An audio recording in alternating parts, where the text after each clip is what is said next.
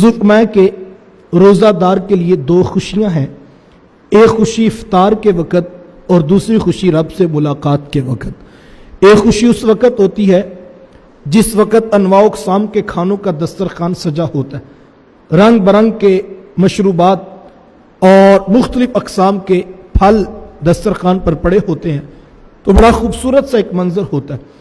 छोटे छोटे बच्चे भी पास बैठे होते हैं जिन्होंने शायद के दिन को चिड़ी रोज़ा रखा था, अब वो बड़े रोज़ेदार बन के आगे बैठे होते, और एक अजीब जो है वो रहमतों की बरसात है जो अहले ईमान के ऊपर उस वक़्त उतरती हुई महसूस होती है।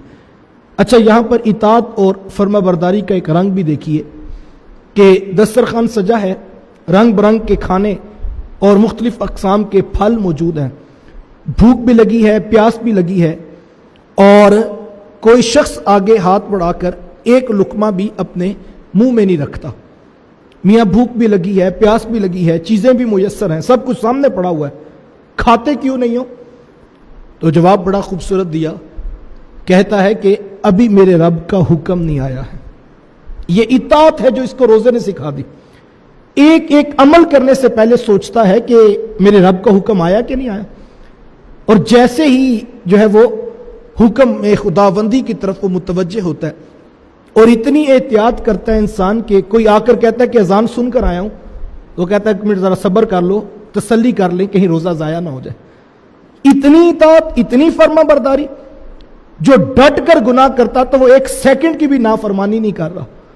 काश कि हम रमज़ान के दस्तरखान से ये इताअत और फर्मा बरदारी उठाकर अपनी पूरी ज़िंदगी के ऊपर नाफिज कर दें, सर से लेकर पांव तक, सुबह से लेकर शाम तक। जब भी कोई अमल करें तो पहले सोच लें क्या रब का हुक्म आया है, और अगर उसका हुक्म आया हो तो वो अमल करें, और अगर उसका हुक्म मना का हो जाए तो हम उस काम से रुकने वाले बन जाएं। और फिर जैसे ही आवाज़ आती है अल्लाहु अकबर अल्लाहु अकबर, लफ्ज़ तो तकबीर के होते हैं लेकिन लगता यूं है जैसे उसकी रहमतें कान के करीब आकर बता रही हों कि मेरे बंदे अब तेरा इम्तिहान पूरा हो गया, तू रब के नाम से इब्तदा कर और खाना शुरू कर ले। और फिर जैसे इंसान ठंडे और मीठे मशरूब से अपनी रगों की सैराबी का सामा करता है तो एक ऐसी कैफियत होती है कि जिसको लफ्ज़ों में बयान नहीं किया जा सकता। और उस वक़्त इंसान अगर शुक्र अल्हम्दुलिल्लाह कहना भूल भी जाए तो उसके जिस्म का लूलू अपने रब का शुक्र अदा कर रहा होता है कि मालिक तेरा शुक्र है कि तूने मुझे रोज़ा मुकम्मल करने की सआदत नसीब फरमाई।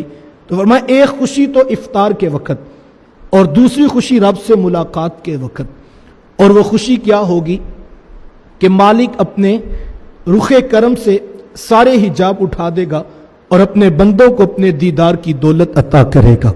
और ये सबसे बड़ी कायनात की खुशी है जो अहले ईमान को जन्नत में जाने के बाद नसीब होगी। हदीस कुदसी है ना कि खुद फरमाया कि रोज़ा मेरे लिए है और मैं खुद इसकी जज़ा अता करूँगा। यहाँ पर सादा सा सवाल और मैं आपकी तवज्जो चाहूँगा उसके जवाब पर। बाकी इबादात किसके लिए हैं? नमाज है, ज़कात है, हज है, दीगर इबादात हैं, वो किसके लिए? वो भी तो रब के लिए है। उनकी जज़ा किसने देनी है? वो भी तो रब ने अता करनी। तो फिर इस हदीस का क्या मफहूम हुआ कि रोज़ा मेरे लिए है और मैं खुद इसकी जज़ा दूंगा, जबकि बाकी इबादात भी उसकी ज़ात के लिए हैं और उसकी जज़ा भी अल्लाह ने देनी। तो फिर इसका मफहूम क्या हुआ? तो सादा सी मिसाल देना चाहूँगा। एक इंडस्ट्री के अंदर हज़ारों मुलाज़मीन काम करते हैं और उनको मालिक तनख्वाह देता है तो खुद बुलाकर किसी को नहीं देता, बल्कि अलग से अकाउंट्स का डिपार्टमेंट बना है जहाँ से सबको 5 या 10 तारीख को तनख्वाह दे दी जाती है।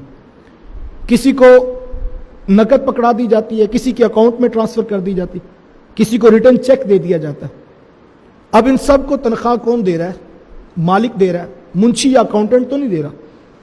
लेकिन कोई ख़ास ऐसा भी होता है कि जिसको मालिक अपने पास बुलाकर दफ्तर में अकाउंटेंट से कहता है कि ये मुलाजमत तो करेगा, काम तो इंडस्ट्री का करेगा, लेकिन ये आपसे तनख्वाह नहीं लेगा, बल्कि ये डायरेक्ट मेरे ऑफिस में आ जाए, बेटा मैं आपको खुद आपकी सैलरी दूंगा। मुझे बताइए, उसकी सैलरी थोड़ी भी हो, उसकी तनख्वाह थोड़ी भी हो, लेकिन उसका एजाज़ बड़ा है। वो दूसरों को कह सकता है कि तुम्हें तो अकाउंटेंट, मुंशी और जो चेक के जरिए तनख्वाह मिलती है, लेकिन मैं तो वो हूं कि जिसे खुद मालिक अपने दफ्तर में बिठा कर तनख्वाह पेश करता है। यार ये सिर्फ मिसाल है کل قیامت کا دن ہوگا، حشر کا میدان سجے گا، کسی کو نقد جزا اس کے ہاتھ میں پکڑائی جائے گی، کسی کو لکھے ہوئے نامہ اعمال دیے جائیں گے، کسی کو فرشتے حکم خداوندی سنائیں گے اور کسی کو ڈائریکٹ جنت میں جانے کا حکم ہوگا۔ لیکن پھر ایک آواز آئے گی، اے میرے روزے داروں میری دہلیز پہ آ جاؤ، آج تمہارا رب خود اپنے دستے کرم سے تمہیں جزا عطا کرے گا۔ اور وہ جزا تھوڑی بھی ہوئی، اللہ اکبر، وہ تھوڑی تو نہیں نہ ہوگی، وہ جو رب عظیم ہے اس کی جزا بھی تو اجر عظیم ہوگا۔ وہ جزا کتنی ہوگی میں اس کی کوانٹٹی پہ بات نہیں کرتا، لیکن یار اس کی کوالٹی کا معیار کتنا بلند ہوگا کہ حشر کے میدان میں روزے داروں کو بلا کر مالک اپنے رخ کرم کا دیدار بھی دے گا، اپنے دستے کرم سے جزا بھی عطا فرمائے گا۔ اور اس وقت وہ لوگ بڑے پچھتائیں گے جنہوں نے ہیلے بہانے اور جھوٹ بول بول کر روزے چھوڑے ہوں گے۔ کوئی کہتا ہے میری ڈیوٹی بڑی سخت ہے، کوئی کہتا ہے کہ میرے سر پر امتحان کھڑے ہیں، اور کوئی کہتا ہے کہ نہیں جو ہے وہ گرمی بڑی ہے۔ تو میں کہتا ہوں اس وقت پچھتائے گا انسان کہ جب مالک اپنا دیدار بھی عطا کرے گا اور اپنے رستے کرم سے جو ہے وہ اپنے بندوں کو جزا بھی عطا کرے گا۔